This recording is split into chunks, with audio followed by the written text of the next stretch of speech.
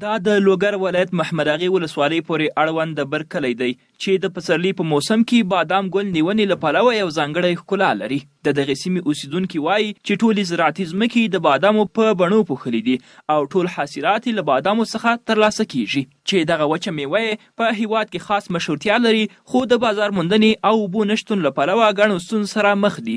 دوی زیاتوي په تېرو 20 کلونو کې د کرنې په برخه کې هیڅ ډول مرسته نه ده ورسره ترسره شوې. نو چې موږ ته دا بازار پیدا نه کړي، دا ریټ ښه نه وي او داسې تیز نه وي، نو په دې خو دې غریبانې نه کېږي. یا به زه مسافر کېږو به یا به بل شي خپل کوو. دا دهقاني له موږ پاتې ده.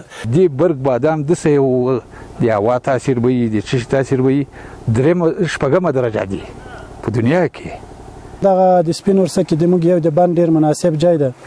که دغه بند موږ ته جوړ شي نو دغه د مځکې لاندې اوبه به موږ ته پوره کېږي، موږ کاریز ورسره ښه کېږي. ورته مهال د لوګر ولایت کرنې اوبو لګولو او مالداري ریاست مسؤلین وایي دوی د برګ سیمې بادامو لپاره بازار موندنې په هڅه کې دي او په دغه ځای کې د دهقانانو لپاره د ځمکو خړوبولو ستونزې حل په موخه د اوبو قطره‌ای سیستمونه فعال کړي دي. سالی که تا فعلا هنوز ختم نشده گفته میتونیم که یک سیستم آبیاری قطره‌ای به سیستم مدرن در اونجا ما احداث کردیم که البته 5 جریب زمینه در او احتوا کرده بود با نصب وسایل آبیاری و همچنان یک حوض ذخیره آب هم در اونجا ما چیز کردیم، احداث کردیم یا جور. دا په داسې حال کې ده چې په لوګر ولایت کې 15 ډوله بادام زرغونیږي او مشهورترین بادام شاخي بوز دي چې د هیواد او سیمې په کچه بازارونو کې ځانګړی نوم لري.